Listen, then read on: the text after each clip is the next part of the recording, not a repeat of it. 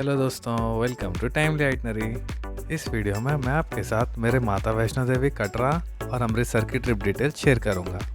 इसमें मैं आपको बताऊंगा ये सफ़र हम लोगों ने हैदराबाद से कब शुरू किया था और इस 5 दिन के सफ़र में हम लोगों ने कहाँ पे स्टे किया और कौन कौन सी प्लेसेस कवर की थी। साथ ही मैं आपको अपना एक्सपीरियंस भी शेयर करूँगा ताकि आप वो गलती ना करें जो मैंने की थी। और वीडियो के अंत में मैं अपना टूर प्लान और इस ट्रिप में आए बजट की डिटेल्स भी आपके साथ शेयर कर दूँगा। तो दोस्तों, बिना किसी देर के शुरू करते हैं हमारा सफ़र। तो दोस्तों, इस सफ़र की शुरुआत हम लोगों ने हैदराबाद के कांचीगुड़ा रेलवे स्टेशन से की थी। शाम के 4:15 तक हम रेलवे स्टेशन पहुंच गए थे और हमारी ट्रेन के डिपार्चर का टाइम शाम के 4:40 को था। ये सफ़र मैंने अपने मित्र के साथ तय किया था, जिसके साथ मैंने कुक्के-कूर का ट्रिप भी किया था। काटरा तक पहुंचने के लिए हम लोग सबसे पहले हैदराबाद से नई दिल्ली तक ट्रेन में चले गए थे और दिल्ली में ट्रेन चेंज कर हम लोग काटरा जाने वाले थे। हमारी ट्रेन प्लेटफॉर्म नंबर 1 पे ही खड़ी थी और हम लोग जाकर अपने कोच में बैठ गए। इस ट्रेन का नाम तिरुपति निज़ामुद्दीन संपर्क क्रांति है और ट्रेन भी अपने शेड्यूल टाइम शाम के 4:40 को स्टेशन से निकल गई थी। हैदराबाद से नई दिल्ली का डिस्टेंस कुछ 1500 किलोमीटर है और इस ट्रेन को ये सफ़र तय करने में कुछ 26 घंटे लगते हैं। हमारे पास समय की कमी नहीं थी और ट्रेन हमें काफ़ी पसंद है, इसलिए हम लोगों ने ये सफ़र ट्रेन में प्लान किया था। वैसे तो सफ़र काफ़ी लंबा था, लेकिन जब आपके साथ आपका अच्छा मित्र हो तो समय का पता बिल्कुल भी नहीं चलता। हम लोग अगस्त के महीने में गए थे, इसलिए हरियाली काफ़ी ज़्यादा दिख रही थी। सफ़र के सुंदर नज़ारे देखते हुए हम लोग आगे बढ़ते रहे और अगले दिन शाम के कुछ 6:30 तक हम लोग हज़रत निज़ामुद्दीन रेलवे स्टेशन पहुंच गए थे। यहाँ से हमारी काटरा जाने वाली ट्रेन का डिपार्चर नई दिल्ली रेलवे स्टेशन से था और वहाँ तक हम लोगों ने दिल्ली मेट्रो में जाने का प्लान बनाया। रेलवे स्टेशन के पीछे की तरफ से हम लोग बाहर आ गए थे और यहाँ से कुछ 250 मीटर्स पे मेट्रो स्टेशन बना था और हम लोग बाय वॉक के मेट्रो स्टेशन की तरफ चल दिए। रेलवे स्टेशन के पीछे की तरफ काफ़ी सारे खाने पीने और स्नैक्स की दुकानें बनी थी और यहाँ सामने राइट साइड आप लोग हज़रत निज़ामुद्दीन मेट्रो स्टेशन देख सकते हैं। मेट्रो स्टेशन के अंदर घुसते ही सामने टिकट काउंटर बने थे और यहाँ से हम लोगों ने नई दिल्ली तक के 2 टिकट ले लिए थे।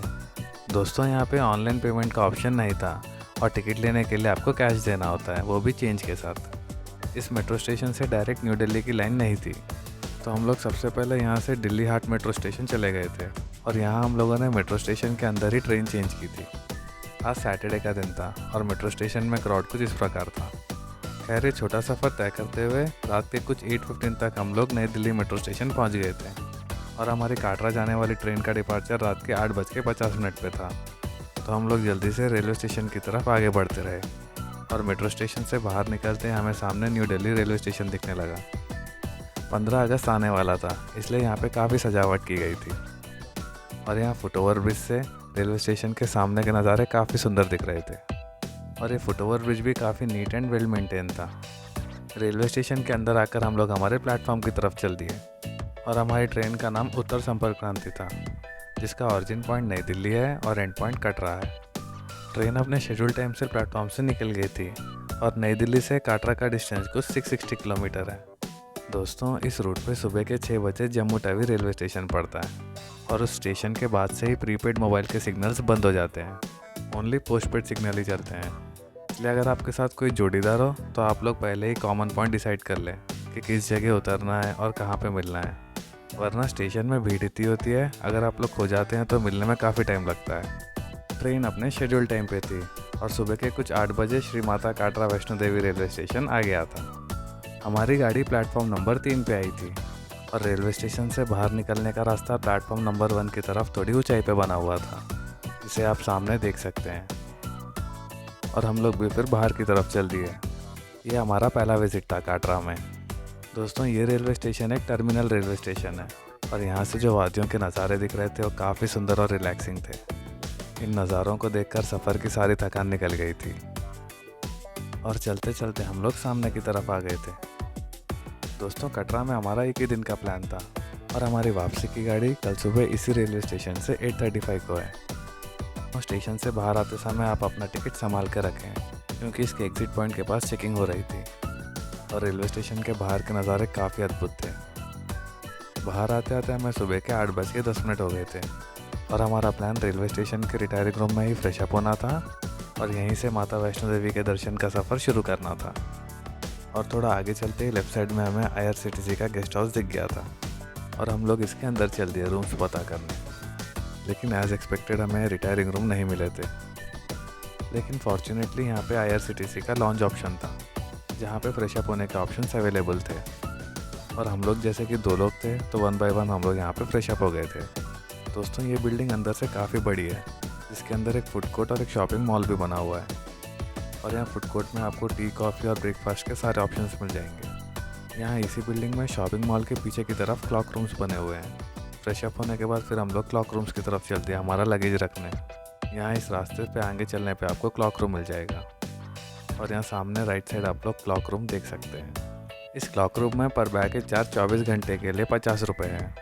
लगेज ऊपर रखकर हम लोग नीचे आ गए थे और यहाँ पे यात्रा रजिस्ट्रेशन काउंटर बना था। कार्ड बनाने के लिए हम लोगों ने हमारा ओरिजिनल आधार दिखाया था। और ये एक RFID कार्ड है, जिसका full form radio frequency identification card होता है। इस कार्ड की मदद से वो लोग हर यात्री का मूवमेंट डिटेक्ट कर सकते हैं और भीड़ को मैनेज करते हैं। कार्ड लेकर हम लोग रेलवे स्टेशन के बाहर आ गए थे और यहाँ से हमारा माता के दर्शन करने का सफ़र शुरू हो गया था। दोस्तों रेलवे स्टेशन के सामने जो पहाड़ दिख रहा था, इसी पहाड़ के सामने की तरफ अर्धकुंवारी टेम्पल है और पीछे की तरफ माता वैष्णो देवी जी का टेम्पल है। माता वैष्णो देवी जी का ट्रैक आप लोग सिंपली इस ड्राइंग के ज़रिए समझ सकते हैं। और मैंने ये ट्रैक के रास्तों की एक डिटेल वीडियो भी बनाई है, जिसे देखकर आप लोग बड़ी आसानी से ट्रैक के रास्ते समझ जाएंगे और आपको अपना ट्रिप प्लान करने में काफ़ी आसानी होगी। वीडियो का लिंक मैंने डिस्क्रिप्शन में दिया है। रेलवे स्टेशन के बाहर निकलकर हम लोगों ने ऑटो बात कर लिया था और हम लोग बाणगंगा चेक पोस्ट की तरफ चल दिए और यहाँ से हमारा ऑफिशियल ट्रैक शुरू हो गया था। हम लोगों ने माता वैष्णो देवी तक नए रास्ते से जाने का प्लान किया था, जो ताराकोटे मार्ग है। उधर घुसते पहले हम लोग ताराकोटे मार्ग की तरफ चल दिए और यहाँ सामने आप लोग ताराकोटे मार्ग का मेन एंट्रेंस देख सकते हैं। एक्चुअली हमें पता नहीं था कि यहाँ तक भी ऑटो आते हैं, वरना हम लोग डायरेक्टली ऑटो से यहाँ आ जाते। खैर ये ताराकोटे मार्ग से होते हुए हम लोग फिर ऊपर की तरफ चल दिए। ये रास्ता थोड़ा लंबा था, लेकिन ये काफ़ी चौड़ा और साफ़ सुथरा था और ये रास्ते में पिट्ठू वगैरह भी नहीं चलते। चलते चलते दोपहर के कुछ 3:30 तक हम लोग अर्धकुंवारी मंदिर पहुंच गए थे और हमेशा की तरह यहाँ पे दर्शन की लाइन काफ़ी लंबी थी। तो फिर हम लोगों ने बाहर से मंदिर के दर्शन कर लिए थे और कुछ देर आराम करके आगे बढ़ चले। यहाँ से आगे का रास्ता हम लोगों ने हिमकोटी मार्ग कर लिया था। इस रास्ते में पिट्ठू और बैटरी कार दोनों चलती हैं और बैटरी कार की बुकिंग आप लोग इस वेबसाइट में जाके कर सकते हैं। हम लोगों ने ये सफ़र पद यात्रा से ही तय किया था और ये रास्ता भी काफ़ी रोमांचक था। कभी रास्ते में हमें फॉग दिखती थी और कभी सनशाइन, लेकिन बस दिल में भक्ति और जुबान पे माता का नाम लेते हुए हम लोग आगे बढ़ते चले और शाम के कुछ 7 बजे तक हम लोग भवन पहुंच गए थे। लॉकर में मोबाइल डिपॉजिट करके माता के दर्शन करने में हमें कुछ 3 घंटे लग गए थे। उसके बाद बाहर आकर रात में ही हम लोग भैरव मंदिर के दर्शन के लिए चल दिए थे और भैरव मंदिर के दर्शन करते करते हमें रात के 12 बज गए थे। दर्शन करने के बाद हम लोग वापस नीचे की तरफ चल दिए और रास्ते में अर्धकुंवारी से होते हुए नीचे बाणगंगा चेक पोस्ट पहुँचते पहुँचते हमें सुबह के 6:15 हो गए थे। बाहर रोड की तरफ आके हम लोगों ने ऑटो बात कर लिया था और रेलवे स्टेशन की तरफ चल दिए और सुबह के कुछ 6:40 को हम लोग रेलवे स्टेशन पहुँच गए थे। रेलवे स्टेशन पहुँचकर हम लोग वेटिंग रूम में फ्रेश अप हो गए थे और क्लॉक रूम से लगेज लेकर हम लोग हमारे प्लेटफॉर्म की तरफ चल दिए। यहाँ से हमारा आगे का प्लान अमृतसर जाना था और वहाँ तक जाने के लिए हमें इस समय कोई डायरेक्ट ट्रेन मिली नहीं थी। तो हम लोग यहाँ से सबसे पहले जम्मू तवी रेलवे स्टेशन जाने वाले थे और वहाँ से ट्रेन चेंज कर अमृतसर। हमारी इस ट्रेन का नाम ये रहा। इस ट्रेन का डिपार्चर सुबह के 8:35 को है और ट्रेन अपने शेड्यूल टाइम पे प्लेटफॉर्म से निकल गई थी। कटरा रेलवे स्टेशन से जम्मू तवी का डिस्टेंस कुछ 50 किलोमीटर है और ये जो 2 घंटे का सफ़र होता है दोस्तों, काफ़ी सुंदर होता है। इस सफ़र के नज़ारे काफ़ी हरे भरे होते हैं। ट्रेन अपने शेड्यूल टाइम से चल रही थी और सुबह के कुछ 10:25 को जम्मू तवी रेलवे स्टेशन पहुंचा दिया था और ये नज़ारे जम्मू तवी रेलवे स्टेशन के हैं। यहाँ से हमारी अगली ट्रेन का डिपार्चर दोपहर के 2:25 पे था, तो कुछ देर हम लोगों ने यहाँ स्टेशन पे ही आराम कर लिया। वैसे तो हमारे प्लान में जम्मू तवी रेलवे स्टेशन के आसपास की प्लेसेस घूमना था, लेकिन दोस्तों माता वैष्णो देवी की चढ़ाई के कारण हमारे पैर बिल्कुल भी साथ नहीं दे रहे थे, तो हम लोगों ने बाकी समय स्टेशन पे ही बिताया। हमारी ट्रेन का डिपार्चर प्लेटफॉर्म नंबर 1 से था, तो हम लोग उसी की तरफ आ गए और यहाँ हमें वंदे भारत ट्रेन भी देखने को मिली। लंच का टाइम हो चुका था और दोपहर के कुछ 12:30 बजे हम लोगों ने प्लेटफॉर्म नंबर 1 पे बने जन आहार रेस्टोरेंट में लंच किया। ये रेस्टोरेंट अंदर से काफ़ी बड़ा था और काफ़ी साफ़ सुथरा भी था। लंच फिनिश करके हम लोग प्लेटफॉर्म पे आ गए थे और दोपहर के 2 बजे हमारी गाड़ी प्लेटफॉर्म पे लग गई थी और दोपहर के कुछ 2:30 तक गाड़ी यहाँ से निकल गई थी। जम्मू तवी से अमृतसर रेलवे स्टेशन का डिस्टेंस कुछ 210 किलोमीटर है और शाम के कुछ 7:50 तक हम लोग अमृतसर रेलवे स्टेशन पहुंच गए थे। अमृतसर में हमारा स्टे होटल श्री कृष्णा में था, जो रेलवे स्टेशन के पीछे की तरफ बना था। तो फिर हम लोग रेलवे स्टेशन के पीछे की तरफ, जहाँ प्लेटफॉर्म नंबर 8 बना है, वहाँ से बाहर निकल गए और यहाँ से हमारे होटल का डिस्टेंस कुछ 250 मीटर है। तो हम लोग वहाँ तक बाय वॉक ही चल दिए। ये नज़ारे रेलवे स्टेशन के पीछे की तरफ के हैं। यहाँ पीछे की तरफ भी आपको ऑटो रिक्शा मिल जाएंगे और यहाँ पे भी काफ़ी सारे होटल्स एंड रेस्टोरेंट्स बने हुए थे। यहाँ से थोड़ी दूर आगे चलने पे हमें एक चौरास्ता दिखा था, जिसका नाम भगवान परशुराम चौक है। और यहाँ से लेफ़्ट लेने पे हम लोग हमारे होटल की स्ट्रीट में आ गए थे। और यहाँ सामने थोड़ी दूर चलने पे राइट साइड हमारा होटल था, होटल श्री कृष्णा। यहाँ तक आते आते हमें रात के 8:10 हो गए थे। और ये आप लोग सामने होटल का रिसेप्शन देख सकते हैं। यहाँ से स्ट्रेट चलने पे सामने हमारा कमरा था और अंदर से कमरा कुछ इस प्रकार था। इस कमरे में टीवी, वाईफाई एंड गीज़र तीनों थे और इसकी बुकिंग हम लोगों ने ऑनलाइन में की थी। रूम में फ्रेश अप होकर हम लोग रेडी हो गए थे और रात में ही हम लोगों ने गोल्डन टेम्पल जाने का प्लान बनाया। होटल के बाहर निकलकर कुछ कदम चलते हमें ऑटो वाला मिल गया था और यहाँ से हम लोग स्वर्ण मंदिर देखने चल दिए। ऑटो वाले ने हमें ढिंगरा स्टैचू के पास उतारा था, क्योंकि इसके आगे गाड़ियों का जाने का ऑप्शन नहीं था। और यहाँ सामने लेफ्ट साइड आप लोग पार्टीशन म्यूजियम देख सकते हैं। ढिंगरा स्टैचू से गोल्डन टेम्पल का डिस्टेंस कुछ 900 मीटर है, जिसके अंदर सिर्फ रिक्शा चलते हैं। हम लोग बाय वॉक के अंदर चल दिए। मंदिर जाने वाले इस रास्ते को काफ़ी ब्यूटीफुली डेकोरेट किया गया है। यहाँ से गुजरते हुए आपको काफ़ी मज़ेदार वाइब्स मिलेगी। आराम से चलते हुए कुछ 20 मिनट में हम लोग गोल्डन टेम्पल आ गए थे। रात के कुछ 9:45 हो गए थे और यहाँ अंदर के नज़ारे कुछ इस प्रकार थे। ये मंदिर हरमंदिर साहिब या दरबार साहिब के नाम से भी जाना जाता है। गोल्डन टेम्पल को बनाने में कुछ 7 साल लगे थे और इसका कंस्ट्रक्शन सन 1577 में कंप्लीट हुआ था। और आगे चल के सन 1830 में सिख एम्पायर के पहले राजा रंजीत सिंह ने इसे रिबिल्ड किया था और तभी मंदिर के ऊपर का पार्ट गोल्ड से बनाया गया था। तब से इस मंदिर का नाम गोल्डन टेम्पल पड़ा। मंदिर अंदर से काफ़ी बड़ा है और यहाँ चलते हुए काफ़ी पॉजिटिव वाइब्स मिल रही थी। मंदिर के लंगर में भोजन करने के बाद हम लोग हमारे होटल चल दिए और यहाँ हमारा डे 3 समाप्त हुआ था।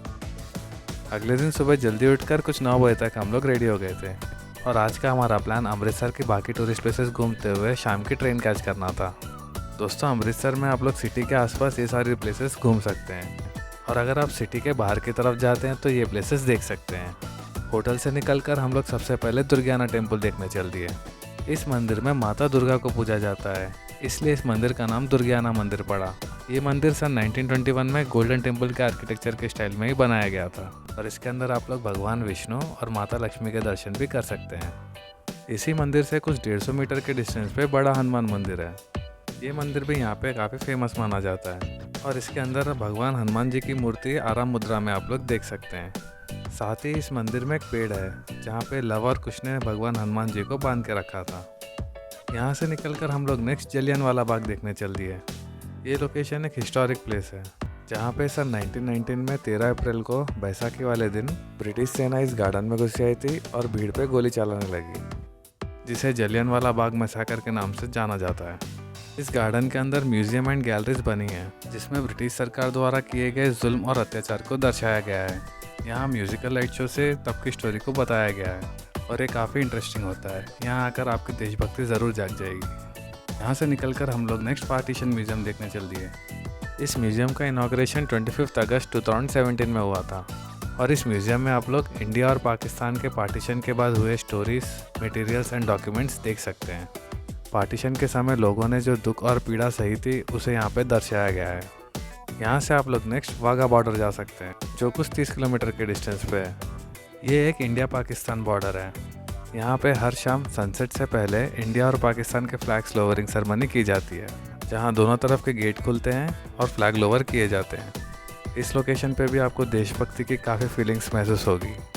यहाँ से निकलकर कुछ शाम के 6 बजे तक हम लोग होटल आ गए थे और होटल से लगेज कलेक्ट कर हम लोग रेलवे स्टेशन आ गए थे। यहाँ से हमें दिल्ली जाना था और दिल्ली से ट्रेन चेंज कर हैदराबाद जाना था। अमृतसर से हमारी ट्रेन का डिपार्चर शाम के 6:55 पे था और ट्रेन भी अपने शेड्यूल टाइम से यहाँ से निकल गई थी। अमृतसर से दिल्ली का डिस्टेंस कुछ 500 किलोमीटर है और सुबह के कुछ 3:45 को ट्रेन ने हज़रत निज़ामुद्दीन रेलवे स्टेशन पहुँचा दिया था और लकीली हमारी हैदराबाद जाने वाली ट्रेन भी इसी रेलवे स्टेशन से थी। कुछ समय स्टेशन पर बिताने के बाद हमारी ट्रेन सुबह 6:30 को यहाँ पे आ गई थी। हमारी इस ट्रेन का नाम कॉन्गो एक्सप्रेस था, जिसका डिपार्चर टाइम सुबह के 7 बजे था और ये ट्रेन भी अपने शेड्यूल टाइम से यहाँ से निकल गई थी। दिल्ली से हैदराबाद तक का 1500 किलोमीटर का सफ़र तय करते हुए ट्रेन ने सुबह के कुछ 8:20 को कांचीगुड़ा पहुँचा दिया था और यहाँ हमारा कटरा अमृतसर का 5 दिन का ट्रिप समाप्त हुआ। और दोस्तों, जैसा कि मैंने कहा था, ये रहा मेरा ट्रिप प्लान और ये रहा इस ट्रिप का बजट। दोस्तों, मैंने माता वैष्णो देवी का और अमृतसर दोनों का अलग से एक डिटेल वीडियो भी बनाया है, जिसमें मैंने ट्रिप की छोटी से छोटी डिटेल्स भी कवर की है, जो आपको काफ़ी यूज़फुल रहेगी। तो दोस्तों, इस वीडियो में बस इतना ही। अगर आपको वीडियो अच्छा लगा है तो प्लीज़ वीडियो को लाइक एंड चैनल को सब्सक्राइब ज़रूर करें। जल्दी मिलते हैं अगले वीडियो में, तब तक के लिए धन्यवाद।